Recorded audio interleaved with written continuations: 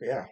So, Let's go ahead and move on to our next topic today. yeah. So, for political segments today, we've got quite a bit to talk about. Which one do you want to start off with? Because we've got two big ones here. Let's start with the January 6th stuff, because I think the election stuff is the biggest thing we should talk about. That is fair. So recently, we've heard from reports of from some senators that were trapped during the January 6th Capitol riots, and some of the stuff that we've heard that they've said is beyond astonishing. Yeah, so like Lindsey Graham, apparently he was telling the Capitol police officers to shoot and kill on sight. He's like, kill them on sight. What do we give you guns for? We give you guns to kill people. And which is very interesting, seeing as how this was the same man that backpedaled like he was fucking pedaling throughout the Red Sea or something, to go on and say, no, no, no, no, it was just a protest that got out of hand, people. Like, it's not that serious. Clearly, it was serious, Lindsey, because you tried to advocate for them getting shot, which, to be fair, wouldn't be an unfair punishment. All things considered, the threat that they were posing to the senators and the congressmen. Or even to democracy in the U.S. as a whole. Yeah, like, it wouldn't have been unfair of a request. But the fact that afterwards he's trying to say, like, bend over backwards to be like, no, no, no, it wasn't that bad, really kind of shows just how much of a fake he is. I mean, we Yeah. always knew that. Yeah, I mean, and as soon as this was uncovered, like there was a Tucker Carlson segment where he lambasted him on air, like calling him a traitor to his base, which is Which, which is honestly it's pretty funny. it's pretty funny. Honestly, as much as I hate Tucker Carlson, also obligatory, fuck you, Tucker Carlson. Um, he's right. Yep. He is right about Lindsey Graham in this regard. I mean, Lindsey Graham is like the standard example of bootlicking politician. Oh yeah. Like, he is. He simply is just a bootlicker who will do anything and everything to ensure that he makes money I and even gets reelected. I even heard like in one of the most recent like tell-all Trump books that came out, like that Lindsey Graham would go over to his golf courses and just indulge in all of the like free food that they had out there for the senators or something Yeah, no, no. like He that. definitely, like, here's the thing. Lindsey Graham is like that popular kid orbiter. You know, the one in high school? He orbits the popular kids because he wants to, like, reap the benefits of being associated with popular kids, but he actually doesn't put in all that much effort. And if someone in the popular kid circle that he was kind of friends with gets dropped, he'll just drop them immediately, even if he personally has no beef with them. That's Lindsey Graham to a T. Yeah. He's a fucking vulture. And it's not surprising that he was calling for these people's death. It's not unreasonable either. But at the same time, it shows that I mean the he rioters doesn't kill. Not kill. He doesn't care for his base. I mean he should be scared. The rioters there were calling for the deaths of other Republicans. Yeah, I mean, not to get too speculatory, but I can only imagine in the flurry of mob justice and mob rage that they probably would kill a bunch of senators that they normally would have spared just out of pure fury. I mean, honestly, yeah. And bringing it back to really the comments about using the guns, it is a good thing that they didn't. It's been noted since that many of the January 6th insurrectionists were well armed and or knew how to use guns. Meaning that if a gun was drawn against the rioters, the Ashley Babbitt situation notwithstanding, the cops would be overrun, their guns would be taken Oh yeah, and used against them. there was already fear of their guns being taken already, and I'm pretty sure some were. Yeah, like if I mean, that's mostly speculation on my part, but if but I'm pretty sure like some weapons were taken. oh yeah. Like maybe just some melee weapons, like a baton or something. Oh yeah, no, melee weapons were definitely taken, but I imagine if guns were taken, it would be a bloodbath. Because this moment a sizable group of Trump supporters would have had guns, you're talking about a shootout in the Capitol. That would tear the city apart. Which also just leads more into the fact of how moronic Lindsey Graham is. Yeah, he is a moron. I don't think he's a moron for saying that because fear. I imagine he was. But I imagine he was pissing himself in fear. This is a result of the seeds that he's reaped. Yeah, the sown. So yeah, he reaps what he sown. Yes, this is definitely a result of him being a bootlicker that didn't stand up to Trump and would much rather gorge his fat face instead of actually being, a politician that was elected by the people to serve the people. So, yeah. I mean, yeah. One of the most memorable lines that I've heard while he was on cable news is listen, we've got to make sure that we protect all of the school children over in Missouri from the invaders from Mexico. Yeah, I remember that, and it was like, so you do know Missouri doesn't border Mexico, right? But it's important for a reason, right? Right? They're white. That's it. That's what we're thinking about. Yeah, I knew there was a. Okay, I need to stop this joke. I need to stop this joke. I'm going way too far, and I really need to stop. Okay. Okay, but back to Lindsey Graham. So this is news. I think the reason why this is big news is twofold. One, it shows a general trend amongst the Republicans in their most private moments. They fear their base. I mean, I'm sure you've heard the saying, Democrats hate their base, but Republicans are scared to death of their base. Yes, and I think that is a so common of a phrase because it's so obvious. Because obviously Democrats hate, or Democrat politicians hate the fact that their base are fighting for social justice or fighting for equal rights, things like that. And meanwhile, what are the Republican politicians advocating for on behalf of their base? Yeah, they're like the Republicans, like Lindsey Graham. This shows that Lindsey Graham is afraid of his base, and in some ways, I feel for the man. The conservative demographic is terrifying. But I can't feel too bad for him because they're like this because of him. Oh yeah, this is all because of every action that he's taken as a politician to advocate for his base. Yeah, I mean, all the white supremacist dog whistling, all the I'm a working man, all type of southern type stuff, despite being a rich boy and despite actually not caring about the poor people. Like, all of this is now culminated into this very, very borderline, teetering on the line of fascism, crazed rabbit base. And, I mean, he nearly died at the hands of these people. Yeah, I think that's reasonable to assume. And you would think that after coming to grips with his own mortality at the hands of the political movement that he is a part of, you would think he would reconsider his positions, realize that things have gone too far, and, in my opinion, should just resign. The money's too good, man. But Lindsey Graham is not a normal, decent human being. He's a piece of shit. He's a power-hungry shit stain. And because of that fact, what does he do? He minimizes the fact that nearly all of his colleagues and himself were killed by these people. He kowtows to their every whim, and now he's just a little bitch boy. Was he ever not? I mean, yes, he was always a bitch boy, but, like, there's a level of bitchery. This is like a new low. Like, imagine being so cucked that your life nearly died, that your life is nearly ended by these people, and you still submit.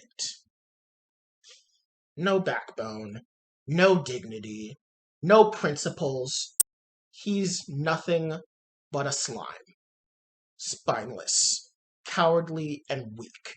That's everything that Lindsey Graham is. He's a weak man, an even weaker politician, and he is a disgrace to America, Americans, and democracy as a whole. I mean, I even remember, like, he is so unlikable that even Republicans tried to sabotage him during the senatorial race in 2020. I believe there was like a small faction of Republicans that were trying to dethrone him in favor of the Democratic candidate. Small, but they had bigger fish to fry because Ted Cruz was also there, and they really don't like Ted Cruz. Say what you will about Lindsey Graham, they do not like Ted Cruz. Was he in 2020? I don't believe he was. I believe he was because he's running against Beto O'Rourke. I think that was 2018. 2018? I don't think he was in 2020.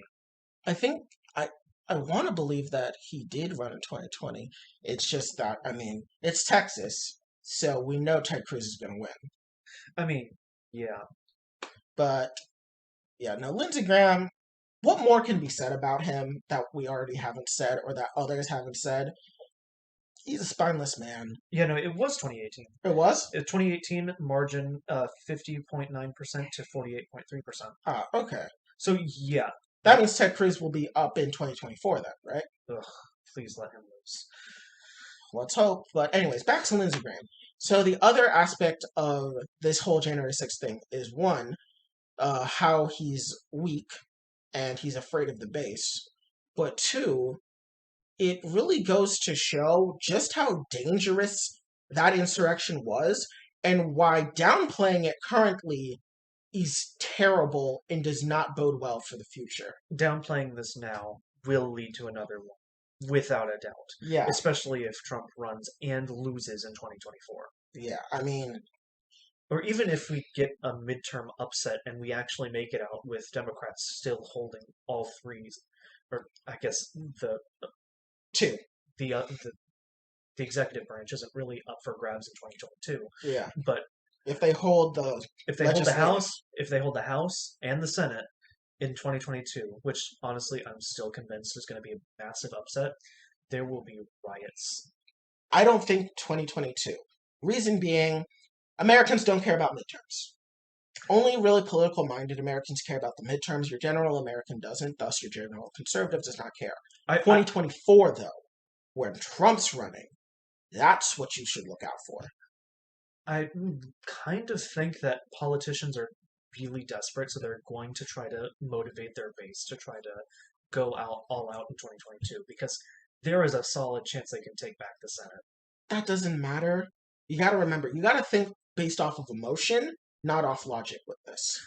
That's what I'm missing. Because when you think off of emotion, you need to realize that 2024 presidential election is a much more grandiose affair, which means stoking the ego of Donald Trump, which means he's going to be more bombastic, he's going to be in your face, yelling at the top of his lungs, rallying across the country. See, that's the fallacy in my logic. I was actually using my brain. You gotta turn off your brain. Big event, big lights, big number, big violence. I'm losing IQ points already. Let's move on. Back to what I was saying. The fact that they're downplaying this, the fact that they're downplaying the insurrection, in my opinion, is terrible. But this revelation really does go to show that it was a terrible event. It was not something that we can just come off and say, oh, that happened. It was just a riot that got a little out of hand. No, this was a very clear and direct assault on our democracy, on our leaders, and for everything this country stood for. And nothing is being done. I mean, we're barely getting things done. Some people are getting thrown in prison. Some people are getting, charges. But even judges are questioning why these punishments the prosecution are levying are so low. I remember one judge even asked the prosecution, he's like, are you sure this is all you want to charge him with? Given everything that has transpired throughout this trial, you have more than enough to charge him with more. And they're like, no, we just want to charge him with this.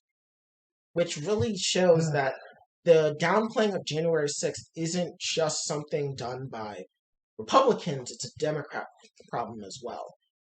And before we tap into the Democrats' follies, I do want to bring up Paul Gosar's little news story that came out from January 6th as well. Yeah. So, Senator from Arizona Paul Gosar was recently outed as requesting a blank pardon for certain members of the January 6th insurrection that were conspiring to cause the insurrection. I believe he was in contact with two members of an Arizona, it was like an Arizona group of Republicans that were planning on charging the Capitol with the insurrection. Mind you, they were doing this through Facebook, once again tying into our segment from last week about how misinformation spreading on Facebook is a very dangerous thing. This was happening, and it reached the ears of Paul Gosar, and he promised these people that they would get a blank pardon for their actions. Which leads us to the question: why do you need that blanket pardon? Is it because the insurrection was, one, wrong, and two, illegal? That couldn't be it. Yeah, it couldn't have been it. It had to have been something else. No, we're joking. We're joking. We're joking. It is because it was illegal. It was exactly because it was illegal, and he knew that it was wrong, and he knew it was dangerous, yet he did it anyways. Why would he do that? Not only did Paul Gosar put the lives of his peers on the line, he put his own. Paul Gosar was in attendance at January 6th. Was he hoping that because he was in with some of the conspirators that they would leave him alone? Perhaps. I'm not saying that that's the case. This is all entirely conjecture and speculation. But maybe that was something going through his mind and why he requested that in case it failed. But what this tells me is something that we've been milling around for a while, but that there were people within the government that knew of January 6th ahead of time and did nothing to stop it by either actively encouraging it, by giving out incentives to people to do it, or by hamstringing the responses that the appropriate channels had to stop this insurrection. Like, this is just another example of there being people within this conservative sphere that were part of this insurrection plan and are not being punished. And I'm talking about Paul Gosar, I'm talking about Alex Jones, I'm talking about Charlie Kirk, I'm talking about Nick Fuentes, not Paul Joseph Watson. He's an asshole, but I don't think he was a part of this. But mainly those four people. But they are parts of me. Charlie Kirk and Alex Jones in part helped fund people going into January 6th. Paul Gosar was issuing these blank pardons, and I mean, Nick Fuentes was basically cheerleading on the sidelines. I mean, yeah, that's practically all he's good for. I mean, you say that, but Nick Fuentes has a lot of political sway, more than we'd like to admit. I mean, he got Paul Gosar to come to his event, his neo-Nazi rally. And while Paul Gosar and his press department... Was that before or after he got deplatformed? Because was it after? It was around the time he was... I believe he had been deplatformed, but it was fairly recent that he was deplatformed. Yeah, because back when that rally first happened, like, the media was hounding him within reason for, hey, why are you aligning with this problematic character? And he's like, I have no idea what you're talking about. I wasn't even invited to this event. They are clearly lying. And he shows up. Yeah, because, Paul Gosar is a liar and a piece of shit. And so, yeah, but back to the main point of this. The fact that he was promising blank pardons to certain people is scary because it shows that the plot to undermine democracy in this country comes from inside. And that if the going gets tough, there are people within our government that would sooner give up on democracy if it meant to save their own skin and potentially grab more power. Yeah. And it's really disturbing to see, because it's one thing when we theorize these things based off of things that they've said, that they haven't outright stated, but it's another to get confirmation that they were actively working behind the scenes to undermine democracy, even if it meant the death of their peers, both Democrat and Republican, or the death of their own constituents, risking their lives on an insurrection based off of a lie. A lie that he has continued to perpetrate by allowing this stupid auction to happen in what was it? Not auction, audit in the Arizona for the presidential election, which even turned out to reveal that Biden had gotten more votes than what they initially thought. And they wasted so much taxpayer money. I'm pretty sure that the cost of those audits landed in the millions. Yeah. Which is absurd. And Paul Gosar, as the senator from Arizona, sat back and let it happen. Because at the end of the day, just like Lindsey Graham, he is afraid of his base. He's afraid of pissing them off. And he believes that if he placates to them and he makes sure that they are fine, that he'll be safe, he'll make his money, he'll be given whatever he wants and whatever the new world order would look like for him. Yeah. And I mean, January 6th was already terrible. In my opinion, it will go down as an event akin to 9/11.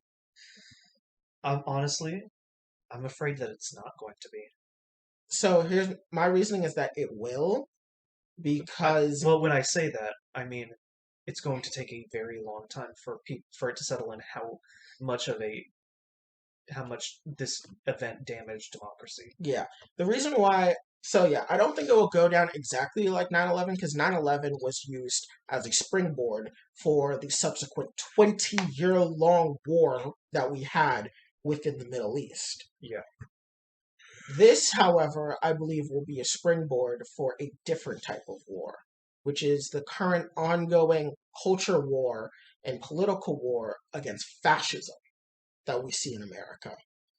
And I think that as time goes on, we will keep looking back at January 6th, and we will see it as the true tipping point. Because at this point, Republicans are so radicalized to the point where they are ready for violence. And we saw that in January 6th. I mean, there have been polls that have come out. I remember I saw one on CNN that said 40% of conservative voters that responded to the poll, obviously not representative of all conservatives, but 40% of conservatives that responded to that poll believe that violence was a necessary thing that was needed to help American politics.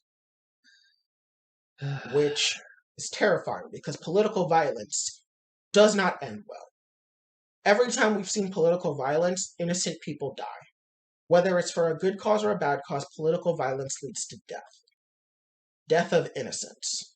While yes, some of the enemies do die, innocence will always be the one that suffer the most.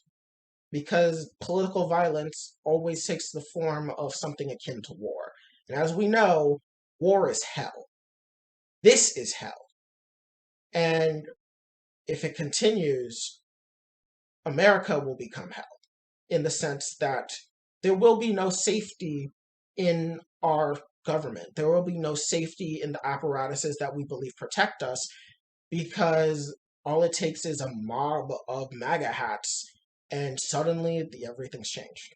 Yeah. If a mob of MAGA hats swarm your local state capital, what do? How safe do you feel? Do you feel that your rights could be protected if all it takes is a bunch of, trust fund white people running up with guns blazing? And the scarier part is the fact that they can attract even more people in the Republican base to join them as well, to join the more radicalized part, and then radicalize themselves. Yeah, and because conservatism is pretty much a self-radicalizing ideology. Yeah, it's actually akin to a death cult in the sense that how a death cult works is that it's about radicalizing to a new layer over and over and over again. And within that radicalization to the new layer, you create others. It first becomes people outside of the cult. Then it becomes the people that are on the periphery of the cult. Then it's the ones that are in but not as deep. Then it just goes on over and over and over and over again until there's nothing left. And we're seeing that now. I mean, look at the Republican Party in the era of Nixon. Look at the Republican Party in the era of Herbert Walker Bush. And now look at the Republican Party of now. There is a through line directly from those Republican parties to now, where what was considered regular for Republicans back during the Nixon era, we are now lauding as a centrist Republican that sees the light. When no, that's not true. They're already far right. But we are so right-wing that where we are now, we would much rather run back to Herbert Walker Bush. Yeah, I mean, to cling to that. I mean, the current Democratic Party is clinging to anything that resembles that. I mean, they legit tried to rehabilitate George W. Bush. I don't think that's anything to do with the Republicans per se. I think that's more of a fault of liberalism than a fault of conservatism. I mean, no, Democrats are. Yeah. Democrats tried to rehabilitate George Bush, which was terrible. I mean, do modern day radicalized Republicans even like George Bush? No, they don't talk about George Bush. Like, because they don't really talk about him at all. Do they even like the direction he took the country? No. Donald Trump and his rhetoric at the time was running completely antithetical to what the Republican Party at the time was spitting out, which at that point was kind of the lumbering corpse of what was Bush-era Republicanism. Yeah. By the time Mitt Romney came around for the 2012 election, the Republican Party was kind of limping. Because, the specter of what George Bush did to ruin this country still weighed heavily on the populace. Because wasn't Mitt Romney like, okay, we need a centrist Republican, someone who can appeal to the other side. Appeal to white suburban moms that were liberal. Yeah, like the whole idea was like, okay, let's try and pull in the people who are more towards social justice, but still lean towards conservatism. I wouldn't say more towards social justice, because the people who don't lean toward it, but who are more amicable to it. Because I don't think so. In the landscape of the 2012 election, it wasn't that it was people amicable to social justice. It was more towards people who were not affable. The word is apathetic to social justice. Because I know more radicalized Republicans in that era were like, why are they bringing in this guy who doesn't represent anything we believe in? They're just trying to appeal to, SJWs were not a term back in the day, but... No. It was more towards people that were apathetic. That's what they were looking for. They were looking for white apathy. That's what they were trying to get with Mitt Romney. But appealing to white apathy doesn't work because what can you bring that will galvanize them? You can't. Not anything Mitt Romney said, at least. Yeah. Trump, however, played into an existential fear in American whiteness. American whiteness does not mean American white people, however. There is a very distinct difference between the sociological concept of whiteness and white people. So when I say American whiteness, I do not mean all white people, because that would be absurd. All white people do not believe in the same thing, because white people are not a monolith. As I was saying, Donald Trump tapped into the existential crisis of American whiteness, where in the sense where American whiteness has always dictated that white as a default. And with the world becoming more and more diverse and more connected, whiteness as a default has become more challenged as more cultures have joined America, have infiltrated America, not infiltrated is the wrong word, have combined with American culture through the advent of the internet becoming more and more popular through social media, as well as immigration, boosting up not just our culture, but our labor markets, meaning that their cultures will mix with ours. That is a fundamental fear of whiteness, is the fear of not being the default. Donald Trump tapped into that perfectly. Yeah. And now what we're seeing throughout now is with every culture war issue, the WASP, the white Anglo-Saxon Protestants, are currently the ones becoming radicalized the most, because everything that's been culminating in terms of the country becoming more diverse is now becoming mainstream. And so, where was I going with this? Back to Paul Gosar and Nick Fuentes and all of them, and how they profit off the January 6th insurrection. January 6th insurrection was born out of the white Anglo-Saxon Protestant fear of whiteness no longer becoming the default. That is what it is. Because Joe Biden on his own is not what they fear. They fear what Joe Biden represents. Joe Biden on his own is not someone they particularly care about. It's more about what Joe Biden represents. He represents, now whether this is an accurate representation is very up for debate, but he represents what they see is everything wrong. They see diversity, they see culture mixing, they see equality, they see sexual liberation, they see gender liberation, they see anti-capitalism, they see all those different things in Joe Biden. Not that they're true, because Joe Biden does not embody those things. I mean, for example, like, all of the Republicans freaked out during the 2020 election cycle, like calling him a socialist when he's the furthest thing from that. Yeah. Like, this was the big rallying cry. Like, we need to stop Joe Biden from implementing socialism into our country. Which, wow, is that a way? Is that not just, they are just speed running, trying to make liberals think that they're crazy. Yeah. And I mean, it just harkens back to Red Scare mentality. But in my opinion, January 6th is the culmination of this great whiteness fear. I mean, most of the people that are voting now did grow up during the Red Scare and the fall of the Soviet Union. Yeah. No, well, the Red Scare took place before the fall of the Soviet Union. Yeah. The Red Scare took place throughout the 60s and 70s thanks to Joe McCarthy. Yeah. Fall of the Soviet Union actually led to the full end of the Red Scare, because that meant that there was nothing left. But that rhetoric was so powerful, because I actually read this in a book that I was reading a few months ago, and they talked about how, like, yeah, this Red Scare mentality and the fall of the Soviet Union still influences the way that the current baby boomers think. Yeah. Which makes sense. I mean, it wasn't that long ago. The Soviet Union fell in 1991. That was 40 years ago. Which is crazy. No, 30 years ago. 30. 1991, 2001. 1991 to 2001 is 10. 1991 to 2011 is 20. 30, yeah, you're right. Yeah, no, that was only 30 years ago. Yeah, the Soviet Union only fell 30 years ago. Being 30 years old is young. Yeah, like, that's still a millennium. Yeah. And most people younger than that are Gen Z. Yeah.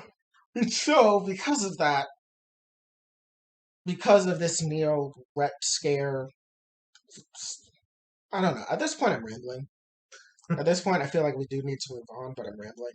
But the long and short of it, of what I want to say, is that Paul Gosar and Lindsey Graham are representative of the fear that Republican politicians have for their base about how rabid and radical they've become, and how that fear has become basically a self-serving loop of them looking out for themselves and doing everything they can to ensure that they maintain power, lest they lose the power and be sacrificed to the mob. Yeah, I mean, this segment was pretty much just evolved into us down talking conservatives, because let's just face it, the fact that there's still a relevant party it's so dangerous, and there's no path in sight to alleviate that. Yeah. But switching gears from